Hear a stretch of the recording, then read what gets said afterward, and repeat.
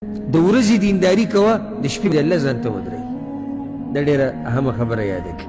او ځکه امام حسن بصري رحمه الله پسې یو کس راغی وی ابو سعید یا ابا سعید د هغه کونیت وی زه یعنې ټوله شپه ورځ مې دا اراده وي چې زه به د شپې پاسم او د شپې چې ویده کېږم دا اراده مي او د قیام اللیل سره مې ډېر محبت دی تر دې چې د اودس اوبه م ځان ته تیارې کېدم جانماز تیار کېدم فما بالي لا اقوم خو بیا هم زه نشم پاڅېدی چې څه چل دی.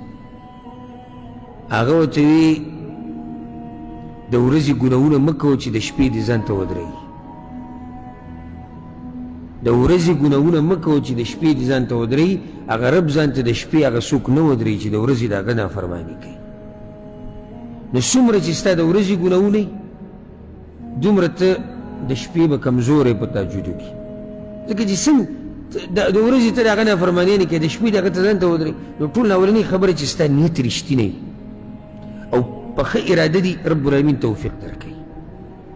والله چې د شپې ته وده شي که نه او سهار د مانځه اراده دي دې سهار مانځه له بغیر د ټلۍ او د ټلیفون او د چا د اواز نه سړی راپاسي که نه ځکه چې اراده دي پخه وي نیت دې رښتینی. دقه شان د شپې چې وده کېږي دا نیت وکړه اراده وکړه چې زه به د الله دپاره تهجد کوم الله به دله توفیق درکوي. ورسره دعاګانې د الله نه وغوښته ځکه چې الله توفیق در نه کي نو دا کیلو کمبل چې معمولي یا د کیلو نه هم کم د دې اوچتول هېڅ چېرته ته نشي اوچتولی چې څو پورې الله توفیق نه یې درکړی.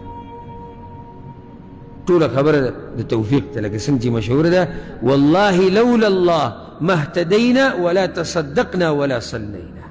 که چېرته الله نه وی غوښتلی که نه نو نه به موږ ته هدایت میلاو شوی نه به موږ مونځونه کړی وو نه به موږ صدقې ورکړی. خو دا خو ټول د الله طرف نه توفیق